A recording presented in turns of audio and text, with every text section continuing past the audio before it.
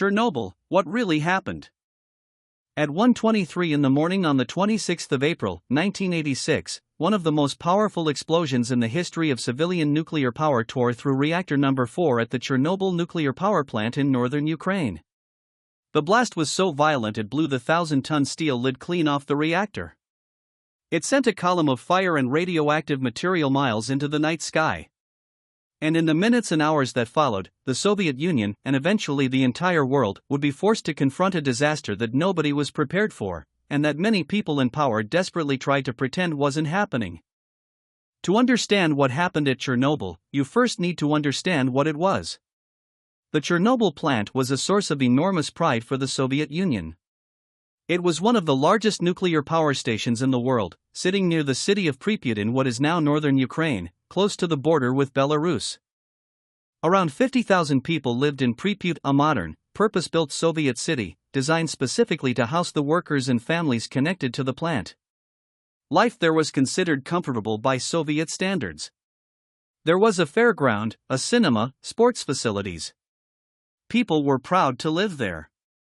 The plant itself was seen as a symbol of Soviet technological achievement, clean, powerful, modern energy for a modern state. But underneath that pride were some serious problems.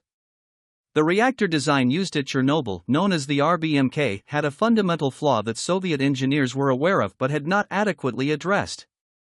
Under certain conditions, the reactor could become dangerously unstable.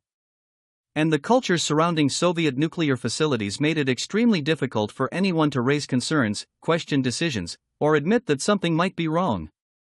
In that environment, safety came second to appearances. On the night of the disaster, the reactor crew was conducting a safety test, ironically, a test designed to improve emergency procedures.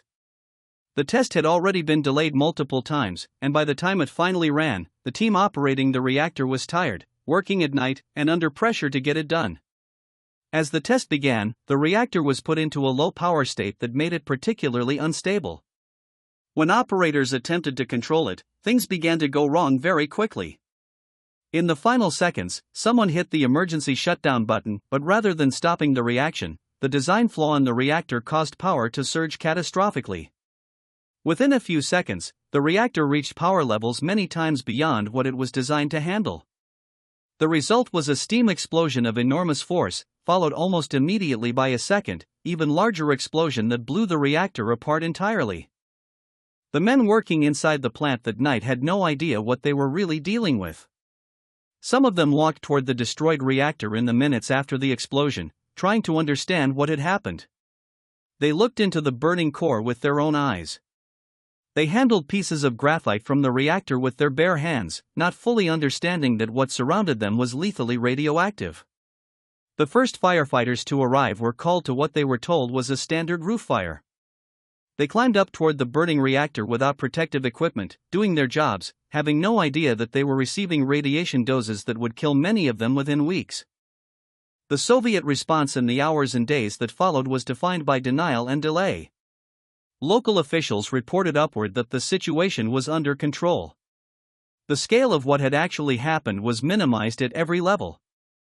It took roughly 36 hours before the decision was made to evacuate Pripyat. Residents were told to pack a bag for 3 days and that they would return soon. Most of them never did. Buses lined the streets, children carried their school bags, families took their documents and a change of clothes, and left everything else behind.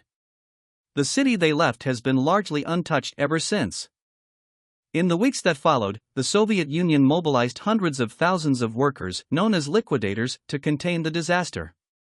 Helicopter pilots flew mission after mission over the burning reactor, dropping sand and material to smother it.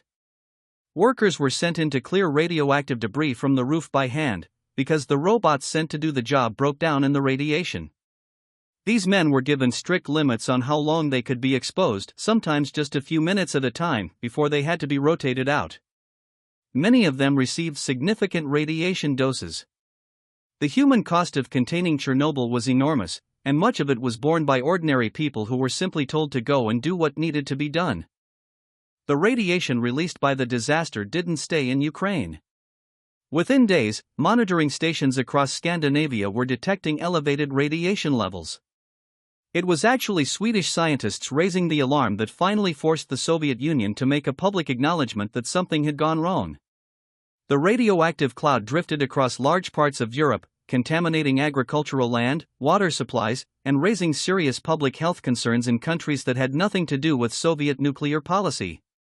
The full extent of the health consequences, cancers, thyroid disease, and other conditions, has been debated by scientists ever since, but there is no question that the impact extended far beyond the immediate disaster zone. Politically, Chernobyl sent shockwaves through the Soviet system. Mikhail Gorbachev later said that the disaster was a turning point, that it exposed, in the most brutal way possible, the dysfunction and dishonesty at the heart of the Soviet state. The culture of secrecy that had allowed the reactor's flaws to go unaddressed, and that had delayed the response when disaster struck, was the same culture that was corroding Soviet society more broadly. Many historians argue that Chernobyl accelerated the collapse of the Soviet Union, which came just 5 years later. The exclusion zone around Chernobyl, a 30-kilometer radius around the plant, still exists today. Nature has reclaimed much of it. Forests have grown over what were once roads and villages. Wildlife has returned in surprising numbers, in the absence of human activity. The ruined reactor itself was enclosed in a massive containment structure completed in 2016, an engineering project of extraordinary scale, designed to contain the radioactive material for the next 100 years. Pripyat remains frozen in 1986, its apartment blocks slowly crumbling, the fairground that never officially opened still visible through the trees. And then, in February 2022, Russian forces crossed into Ukraine, and one of their first moves was to advance through the Chernobyl exclusion zone. Soldiers dug trenches in the most contaminated soil in Europe. The power supply to the facility's monitoring systems was cut. For a few weeks, one of the most dangerous sites on the planet was in the middle of an active military operation. It was a reminder that Chernobyl is not just history. It is still there.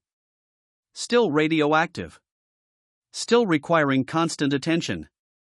And still capable of reminding us, if we need reminding, of what happens when power, in every sense of the word, is mishandled.